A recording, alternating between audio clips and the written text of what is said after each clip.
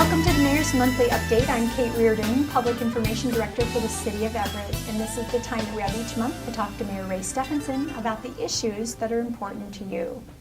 So here we are. Happy holidays. Happy holidays.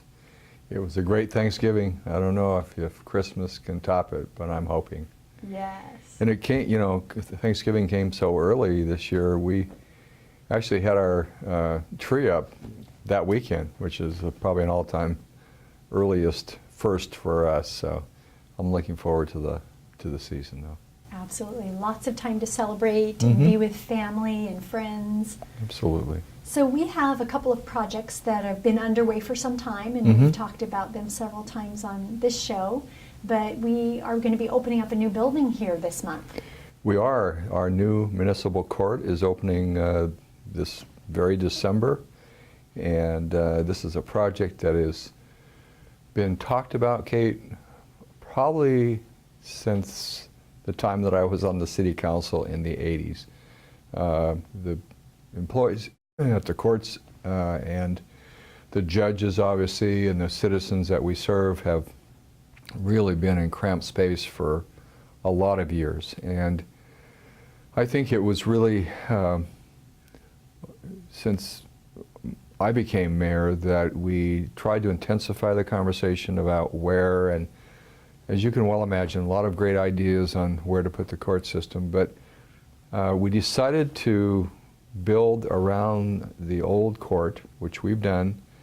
The new courts will open, and then as people move in, the old building will be demolished, and then there'll be actually a phase 2 of construction, and that will be sort of in the core of the existing building. It'll front on Wetmore, and that will be for our probation office. And currently the probation function is operating out of the old Bon Marché, as I know it, I'll date myself, which is Trinity College, and we rent space there during the interim.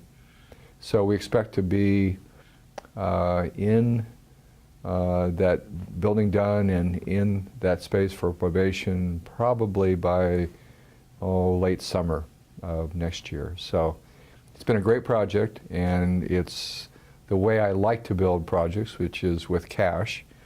The source of funds for this municipal court have been the Criminal Justice Fund, and that fund's revenue comes through fines and forfeitures and fees and the like. So it's exactly what it's designed for. And I believe we are on budget, and the cost approximately $6.1 million. So it's been a good project. It will really add to the revitalization of downtown.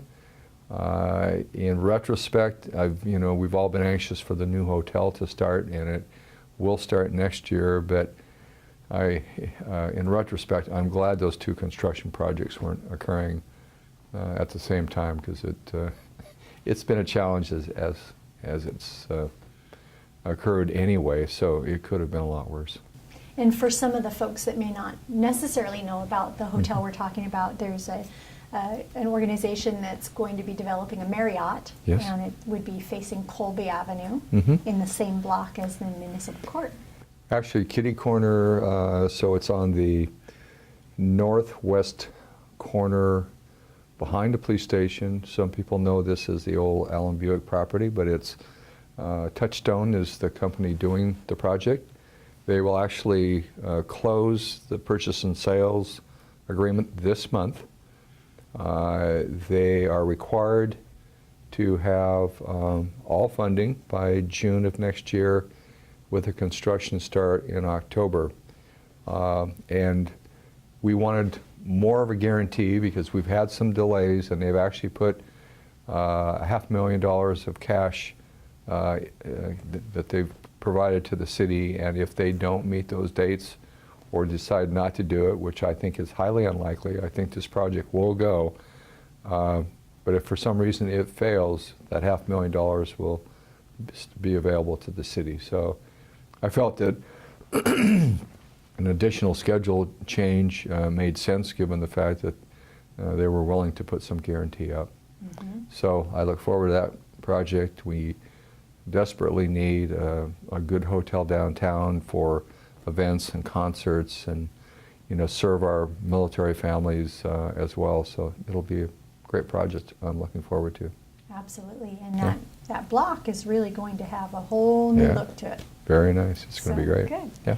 And we also have a free family-oriented event coming up for the holidays. For some of the people watching this show, they'll still have a chance to go. But on December 13th, you're going to be officially welcoming Santa to town. Well, Wintertide is, I think this may be the 4th year. And it's an event that our cultural folks have put together. Carol Thomas has done a great job. There will be a movie shown that evening on the 13th. The Grinch Who Stole Christmas, and I'm not starring in it. I want everyone to know. But the new plaza will be complete, and a few years ago, I think maybe the first year when we actually had real snow, we had a outdoor fire, and so if all goes as planned, we will have that outdoor fire and caroling outside, and then crafts and activities inside. And it's just one more of the events that I think are so important to community, to have free events that people can take advantage of. So December 13th, if you're watching and it hasn't passed, please come out and enjoy it. And I think it starts at 4 in the afternoon. Santa and I will be there around 6, and then I think the movie follows. So it should be a great event. Absolutely. And so we also want to encourage people to shop local this season as they're out there maybe buying gifts for their family members. And absolutely. There's a lot of great places, and I have my favorites, which I've sort of gotten in trouble before, so mention it.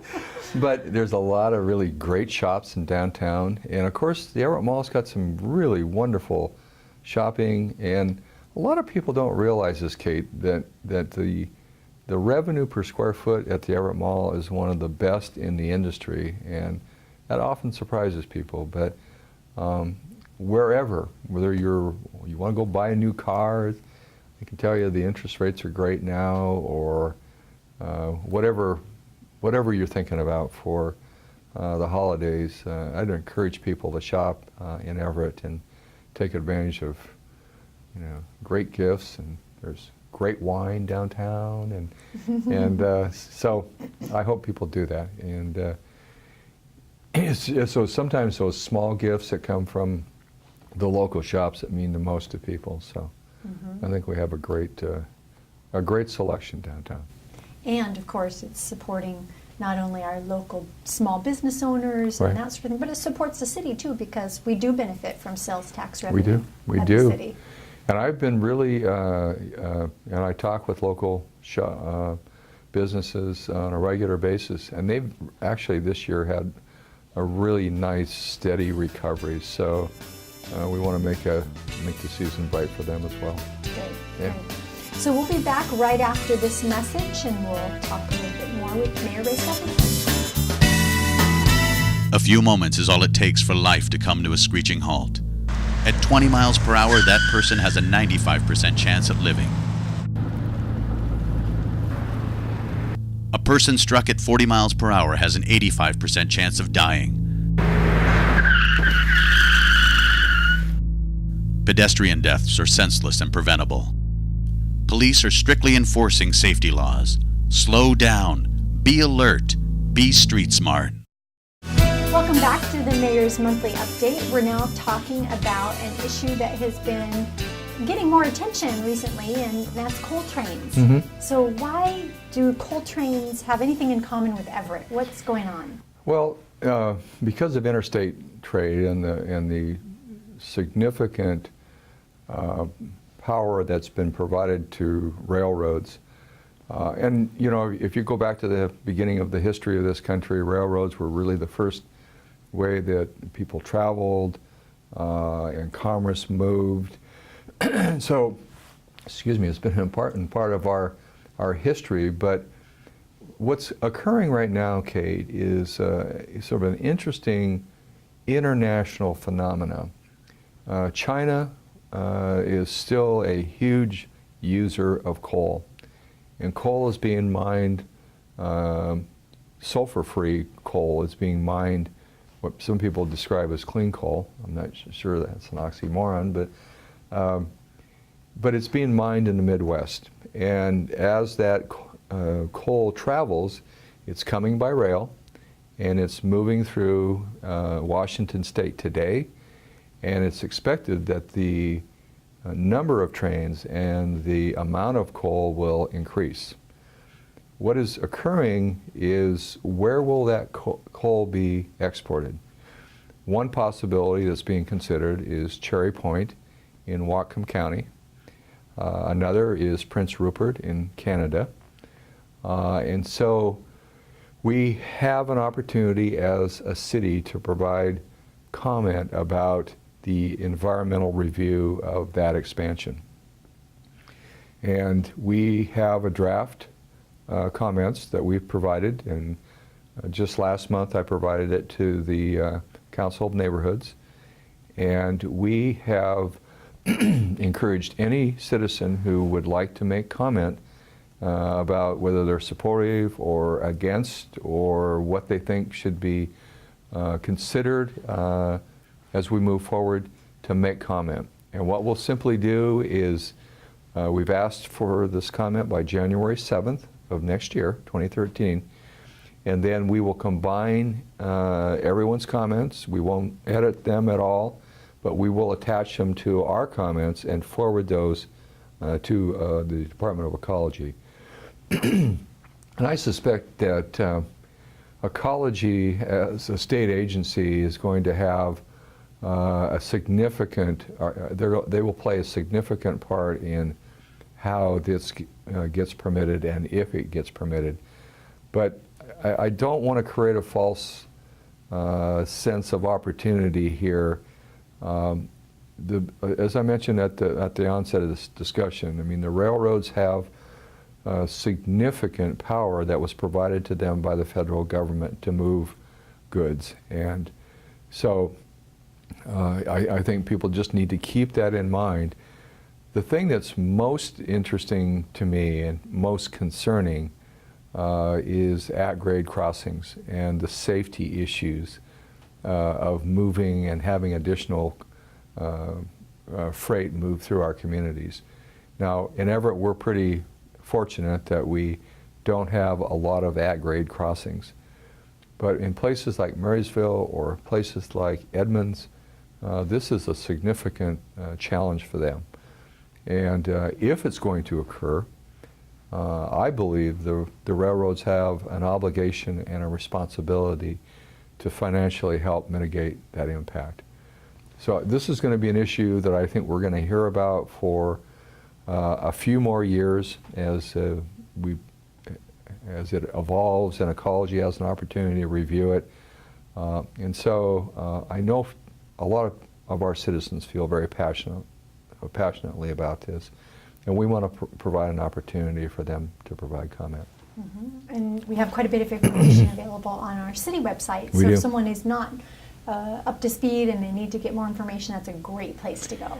Right. If you don't have access to a computer, contact Alan Giffen, our planning director, and we'll get a copy of our draft comments to you. Perfect. Good. Right. Well, let's wrap up today's show with some recent awards that you had the opportunity to hand out. Our annual Arts Awards are very special in the city of Everett. They are. The Richard Wendt Award is one of the highlight awards. Richard Wendt was a local art lover in our community for a number of years. He was a dentist, a guy that was very passionate about his community, very involved, and really gave a lot. And his wife Nancy and his daughters and now bigger family of grandkids participate every year.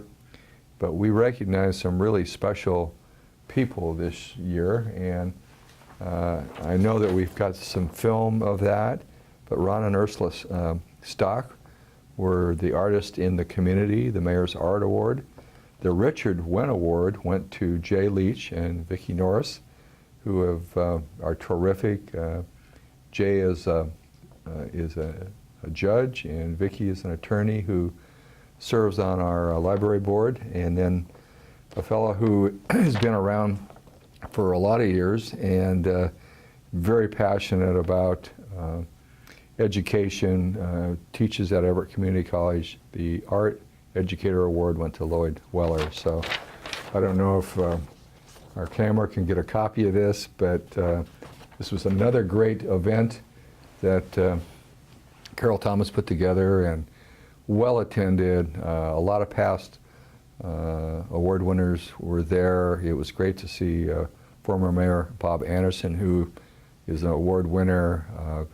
Carl Gibson was there as a council member.